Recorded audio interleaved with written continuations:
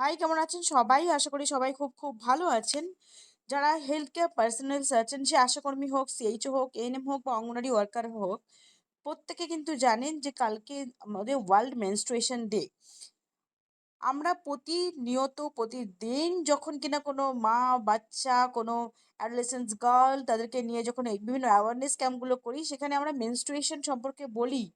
কিন্তু কালকে একটা স্পেশাল দিন, কালকে কিন্তু আপনাদের সকলকে এই ব্যাপারের উপর আরও জোর দিয়ে ওদেরকে বলতে হবে।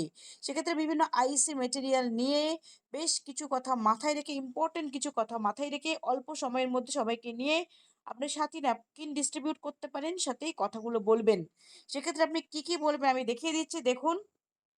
কালকে ওয়ার্ল্ড মেনস্ট্রুয়েশন ডে, সেই উপলক্ষে আপনি ওদেরকে কিন্তু যে প্রত্যেকজন আশাকর্মী তাদের কাজ থাকবে, আপনারা ওদেরকে একত্রিত করে অঙ্গনওয়াড়ি সেন্টারে হতে পারে একত্রিত করে আপনারা বেশ কিছু কথা ওদেরকে বলে দিবেন। যেমন কিনা আপনি তাকে বলবেন যে সরকারি যে কিনা ন্যাপকিন প্রোভাইড করায়, যেটা কিনা সাথী নামে আছে, যাতে ওরা সেটা ইউজ করে, কাপড় ইউজ না করে, কাপড়ের ব্যবহার যাতে বন্ধ হয়, বন্ধ করে যাতে ওরা স্যানিটারি ন্যাপকিন যেটা সরকার থেকে প্রোভাইড করছে এটা যাতে ইউজ করে, সেটা বলবেন।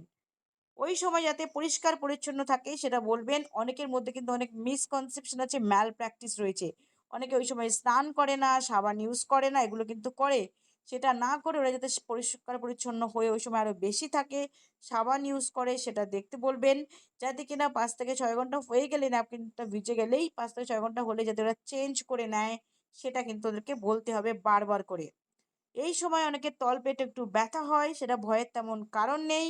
ওদেরকে বলতে পারেন গরম সেক দিতে হালকা করে বা মাসাজ করতে, অথবা ঈষদুষ্ণ পানীয় জল, আদা চা এগুলো খেতে, এগুলো খেলে কিন্তু একটু রিলিফ পাবে। আর কি বলতে পারেন, ওই সময় যাতে খাওয়া দাওয়াটা ওরা ঠিক করে করে, কেননা ব্লিডিং হয়ে যাচ্ছে বুঝতেই পারছেন।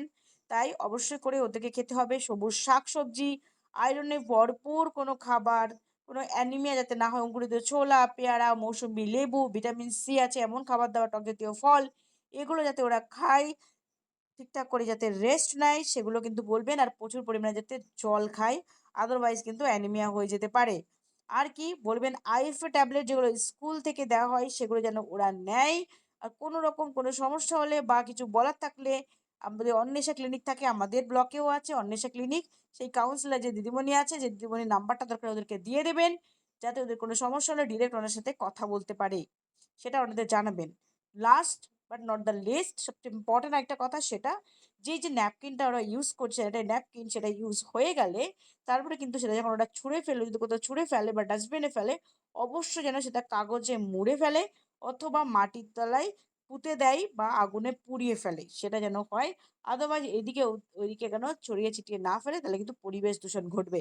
এই ইম্পর্টেন্ট কথাগুলো কিন্তু ওদেরকে অবশ্যই করে কালকে আরেকবার করে আপনারা বলে দেবেন, তাহলেই কিন্তু আপনাদের কাজ শেষ।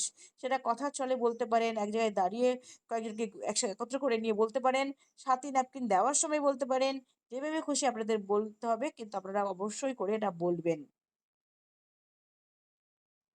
আশা করি ভিডিওটা আপনাদের জন্য হেল্পফুল হবে। যদি মনে হয় ভালো লেগেছে, একটা লাইক করবেন।